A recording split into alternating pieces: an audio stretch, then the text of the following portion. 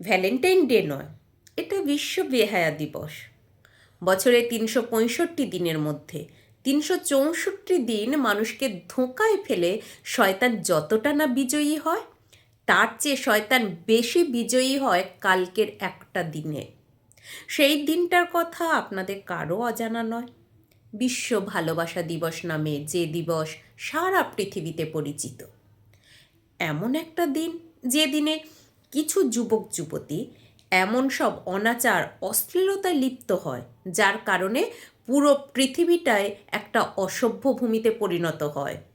বিভিন্ন পার্ক, অন্ধকার রেস্টুরেন্টের ছোট্ট কেবিনগুলো এক একটা যেন বেশ্যাখানায় পরিণত হয়।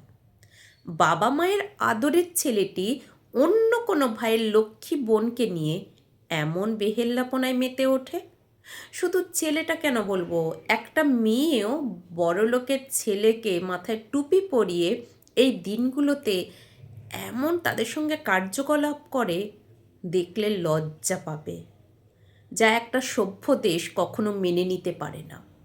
কিন্তু দুর্ভাগ্যজনক হলেও সত্য, আমরা নিজেদেরকে মানুষ বলে দাবি করি, কিন্তু ওটা একটা লেবেল মাত্র। পৃথিবীর প্রায় সব দেশগুলোতে ভালোবাসা দিবসের নাম দিয়ে তরুণ তরুণীরা ব্যভিচারে মেতে ওঠে। এক্ষেত্রে সরকারগুলো যেন নীরব, সরকারের যেন এখানে কিছুই করার নেই।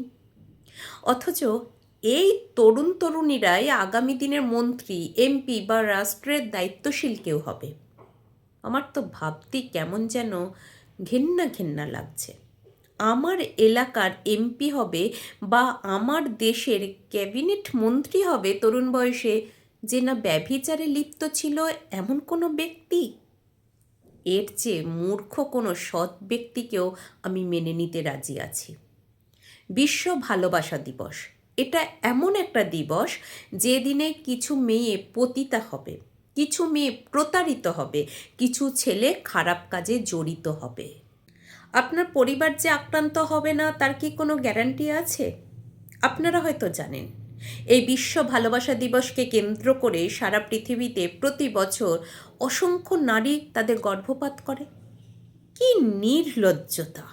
এটা কি নোংরামো নয়? তাই এই দিনটাকে কোনো মতেই বিশ্ব ভালোবাসা দিবস বলা যাবে না। 14ই ফেব্রুয়ারি দিবসের নাম হবে বিশ্ব বেহায়া দিবস।